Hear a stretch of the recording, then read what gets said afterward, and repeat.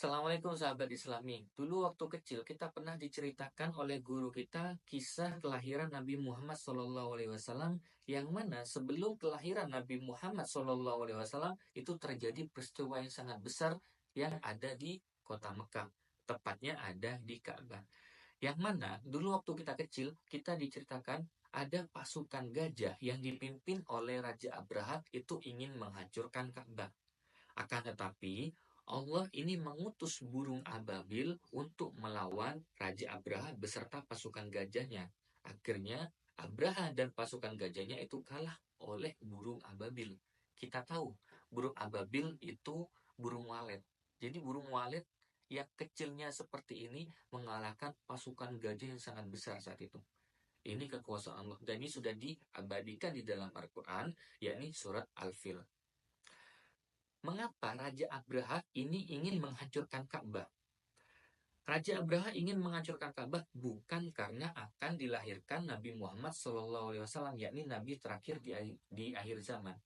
Akan tetapi, Raja Abraha ingin menghancurkan Ka'bah karena ia iri. Ia sangat iri kenapa di kota Mekah, tepatnya di Ka'bah itu sangat ramai orang-orang beribadah di daerah itu. Raja Abraha ini iri, akhirnya Raja Abraha ini membangun sebuah kota, sebuah istana, sebuah kerajaan. Pokoknya di tempat itu komplit lah, ada istana, ada pokok sebuah kota ingin menandingi kota Mekah. Tepatnya kota itu di kota Yaman. Si Raja Abraha ini membangun kerajaan itu dan membangun kota-kota itu terbuat dari tanah. Dulu di daerah kota Mekah, yakni di Ka'bah, pokok di sekitarnya, bangunan-bangunan kala itu hanya terbuat dari batu-batu besar. Yang terbuat dari tanah itu hanya bangunan-bangunan kerajaan. Jadi sangat mewah lah saat itu jika ada bangunan yang terbuat dari tanah. Bayangkan saja, di daerah sekitarnya itu hanya terbuat dari batu-batu besar. Akan tetapi si Raja Abraha ini membangun kotanya, membangun kerajaannya itu terbuat dari tanah dan sangat megah, sangat besar. Niatnya hanya untuk menandingi kota Mekah. Setelah kerajaan itu jadi, sudah selesai, si Raja Abraha ini menyuruh semua orang yang beribadah di kota Mekah itu untuk pindah ke Yaman. Akan tetapi orang-orang Arab tidak mau untuk pindah di kota Yaman. Karena apa? Karena di kota Mekah, di Ka'bah itu sudah dari nenek moyang mereka, sudah ada di situ. Jadi mereka enggan mau pindah. Dari sini, si Raja Abraha itu tambah iri, tambah murka. Akhirnya Raja Abraha itu hanya niatan untuk menghancurkan Ka'bah, bukan menghancurkan keseluruhan kota Mekah. Tidak, jadi hanya menghancurkan Ka'bah. Tapi itu hanya keinginan semata saja, tidak dilakukan. Tapi kemungkinan di lain waktu akan dihancurkan. Tetapi titik poinnya bukan di sini, sahabat Islami. Jadi ada orang Arab, salah satu orang Arab itu mengetahui jika si Raja Abraha ini membangun istananya untuk menandingi kota Mekah. Nah, si orang Arab ini itu tidak terima. Takutnya kota Mekah, yakni di Ka'bah itu disaingi dan banyak orang yang pindah ibadah ke kota Yaman. Akhirnya salah satu orang Arab ini, seorang laki-laki ini, mendatangi kerajaan bangunan yang dibuat oleh si Raja Abraha itu. Di sana orang laki-laki itu mengoyak-ngoyak kerajaan itu. Sampai buang hajat, kencing, berak di kerajaan tersebut. Itu salah satu penyebab kenapa Raja Abraha ini ingin menghancurkan Ka'bah. Jadi ada provokatornya yang menyebabkan semua itu terjadi. Setelah orang laki-laki itu, orang Arab itu sudah mengotori kerajaan si Raja Abraha yang sangat megah itu, Raja Abraha mengetahui kelakuan orang Arab itu. Akhirnya Raja Abraha tambah murka dan diketahui jika yang mengotori kerajaannya itu adalah orang Arab. Tambah murkalah si Raja Abraha. Akhirnya Raja Abraha yang awalnya hanya niatan untuk menghancurkan Ka'bah, sekarang Raja Abraha tambah menjadi tekad bulat untuk menghancurkan Ka'bah. Jadi seluruh pasukannya, yakni pasukan gajah, yang pasukannya Raja Abraha yang menunggangi gajah itu maksudnya, itu semuanya diarahkan untuk menghancurkan Ka'bah. begitu besarnya pasukan Raja Abraha kala itu. Jadi diriwayatkan tidak ada yang bisa menandingi pasukan Raja Abraha itu, saking besarnya pasukan itu. Akhirnya orang-orang Arab sekitarnya mengetahui jika Raja Abraha beserta pasukannya menuju ke kota Mekah ingin menghancurkan Ka'bah. Selama perjalanan Raja Abraha dan pasukan gajahnya menuju Mekah, selama perjalanan banyak dihadang oleh orang-orang Arab yang tidak suka kepada Raja Abraha. Akan tetapi, Raja Abraha ini tidak tertandingi sama sekali. Berapapun pasukan dari orang-orang Arab menghadang si Raja Abraha ini, tidak pernah bisa mengalahkan si Raja Abraha. Malah orang-orang Arab itu dijadikan budak oleh si Raja Abraha karena kalah di dalam perang melawan Raja Abraha. Mulai dari perjalanan dari kota Yaman sampai ke kota Taif, itu tidak ada yang bisa mengalahkan si Raja Abraha. Pokoknya yang kalah melawan Raja Abraha itu kalau tidak dijadikan budak, dijadikan penunjuk arah untuk menuju kota Mekah itu sendiri. Jadi si Raja Abraha ini tidak tahu persis arah jalan menuju kota Mekah, itu tidak tahu. Karena ada beberapa orang Arab yang melawan Raja Abraha itu kalah, jadi si orang Arab itu yang dijadikan penunjuk arah menuju kota Mekah. Singkat cerita, sesampainya Raja Abraha itu di kota Mekah, Raja Abraha itu menemui pimpinan atau pembesar di kota Mekah saat itu. Jadi pimpinan di kota Mekah itu adalah Abdul Muthalib, kakeknya Nabi Muhammad SAW. Jadi kakeknya Nabi Muhammad, yakni Abdul Muthalib itu adalah pembesar di kota Mekah itu. Jadi kepala suku lah, jadi kita bisa sebut kepala suku. Si utusan Raja Abraha ini menemui si kepala suku itu, yakni Abdul Muthalib, untuk meminta izin menghancurkan Ka'bah. Sebelum pasukan utusan si Raja Abraha itu menemui Abdul Muthalib, utusan itu merampas dulu semua unta-unta milik Abdul Muthalib yang berjumlah 200 unta. Dan unta-unta punyanya rakyatnya si Abdul Muthalib ini. Jadi semua unta yang ada di situ dirampas semua. Itu bukti sebagai ancaman. Jika tidak mau, maka unta itu tidak dikembalikan dan peperangan itu pun terjadi. Setelah unta-unta Abdul Muthalib beserta rakyatnya itu dirampas oleh si Raja Abraha, akhirnya utusan Raja Abraha itu baru menemui si Abdul Muthalib untuk meminta izin menghancurkan Ka'bah. Di sini Abdul Muthalib menyadari jika pasukannya, yakni rakyatnya itu tidak akan bisa menandingi pasukan si Raja Abraha. Akhirnya Abdul Muthalib ini menemui si Raja Abraha, menghadap Raja Abraha. Abdul Muthalib mengatakan jika dia beserta rakyatnya tidak mampu mengalahkan si Raja Abraha. Abdul Muthalib ini bersedia untuk pindah ke kota lain, yakni pindah ke gunung-gunung, meninggalkan kota Ka'bah lah, meninggalkan Ka'bah. Jadi dengan kata lain mengizinkan Ka'bah itu dihancurkan karena ketidakmampuan Abdul Muthalib melawan Raja Abraha. Akan tetapi Abdul Muthalib hanya meminta unta-untanya beserta unta rakyatnya itu dikembalikan. Akhirnya si Raja Abraha ini mengembalikan unta-unta milik Abdul Muthalib yang berjumlah 200 unta itu. Setelah itu Abdul Muthalib pergi lagi kembali kepada rakyatnya dan mengatakan apa yang akan terjadi setelah ini.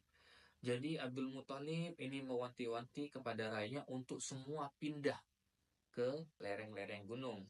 Pokok berpindah dari kota Ka'bah, kota Mekah, yakni di Ka'bah. Karena Ka'bah ini sebentar lagi akan dihancurkan. Jadi semua rakyatnya, semua penduduk di kota Mekah itu berpindah ke lereng-lereng gunung.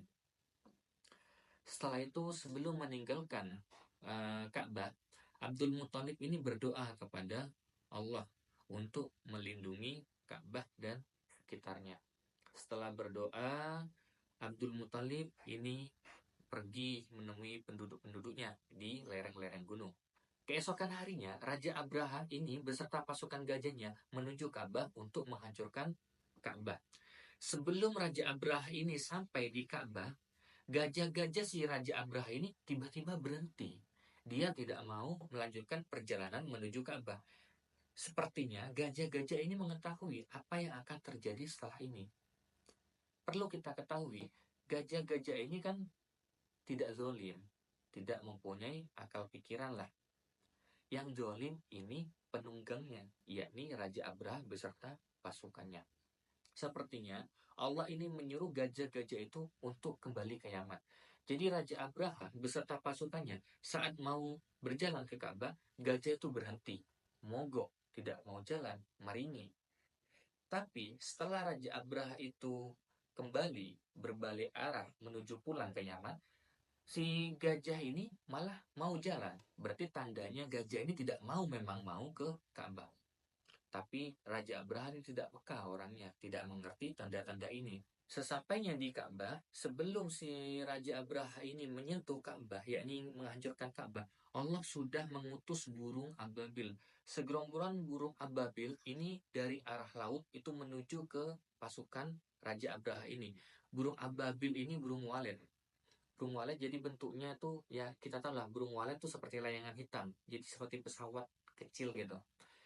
Bayangkan saja, burung walet sekecil itu bisa menghancurkan pasukan gajah yang sangat kuat, yang sangat besar. Karena ini kekuasaan Allah. Jadi, segerombolan burung walet itu membawa batu-batu kecil. Jadi, batu itu diriwayatkan terbuat dari tanah liat. Satu ekor burung membawa 3 batu. Satu di paruhnya, 2 di cakarnya. Jadi burung ababil ini hanya menjatuhkan batu saja ke pasukan gajah. Apa yang terjadi? Setelah batu itu sampai di pasukan gajah ini hancur lebur, diriwayatkan seperti daun kering yang diinjak oleh hewan. Seperti itu hancurnya. Jika di logika itu tidak masuk akal, akan tetapi ini kekuasaan Allah. Jadi burung ababil ini menjatuhkan semua batu-batunya ke pasukan si Raja Abraha ini. Seketika itu pasukan Raja Abraha beserta Raja Abraha itu tewas. Tewasnya mengenaskan. Jadi tewasnya itu mereka hancur berlebur seperti daun kering yang diinjak oleh hewan. Seperti itulah keadaan Raja Abraha beserta pasukannya.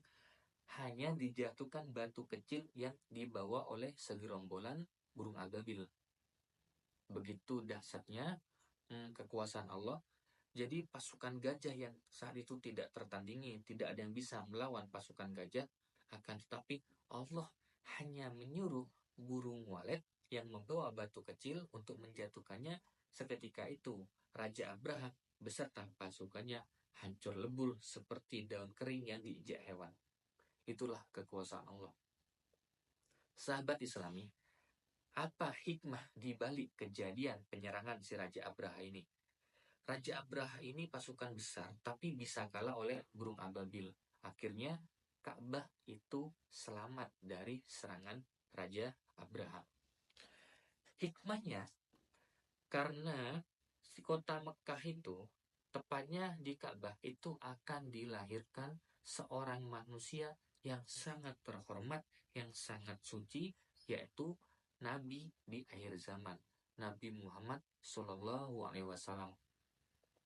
Allah tidak mau tempat kelahiran kekasihnya itu dihancurkan oleh orang-orang zolim. Jadi Allah menjaganya dengan caranya. Jadi diriwayatkan 50 hari sebelum Nabi Muhammad itu dilahirkan, penyerangan di Ka'bah itu terjadi.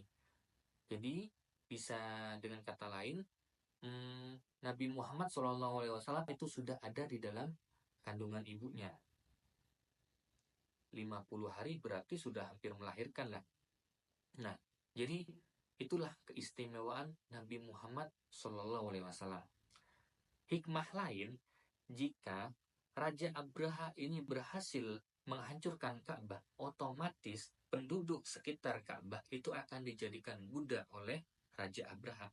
Padahal Raja Abraha ini bilang kepada si Abdul Muthalib, yakni kepala suku penduduk kota Mekah, jika dia hanya ingin menghancurkan Ka'bah, sudah itu saja, tidak mau perang. Itu hanya akal-akalan busuk si Raja Abraha. Akan tetapi Allah mengetahui segalanya. Andaikan saja Ka'bah itu berhasil dihancurkan, otomatis penduduk Ka'bah, penduduk kota Mekah saat itu akan dijadikan budak oleh si Raja Abraha. Kita bisa dilihat, sebelum Raja Abraha itu menuju kota Mekah, begitu banyaknya kan rakyat-rakyat Arab penduduk Arab yang menyerang si Raja Abraha. Akan tetapi mereka kalah, akhirnya mereka dijadikan budak. Pasti nanti penduduk sekitar Ka'bah akan dijadikan budak. Otomatis ibu Nabi Muhammad SAW itu juga akan dijadikan budak. Jadi Nabi Muhammad, orang paling suci, orang paling terhormat, itu juga akan dijadikan budak sejak dalam kandungan sampai beliau lahir. Nah, kita bayangkan saja, kekasihnya Allah dijadikan budak. Begitu marahnya Allah kepada orang-orang zalim itu. Itu hikmah dari kegagalan penyerangan si Raja Abraha itu. Hikmah lain, kala itu orang-orang Arab itu menamai tahunnya dengan kejadian-kejadian besar. Seperti contohnya si Raja Abraha itu menyerang di kota Mekah. Nah, orang-orang Arab itu menyebut tahun kejadian itu dengan tahun gajah karena ada kejadian besar di waktu itu.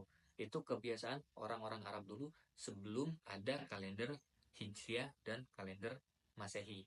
Itulah kisah kegagalan Raja Abraha beserta pasukannya yang gagal menyerang Ka'bah. Semoga dari kisah ini iman dan takwa kita semakin meningkat dan kita semakin bertakwa kepada Allah Ta'ala. Dan semoga dari kisah ini kita bisa ambil hikmahnya dan kita bisa ambil pelajarannya dan semoga bermanfaat. Wallahu a'lam bishawab.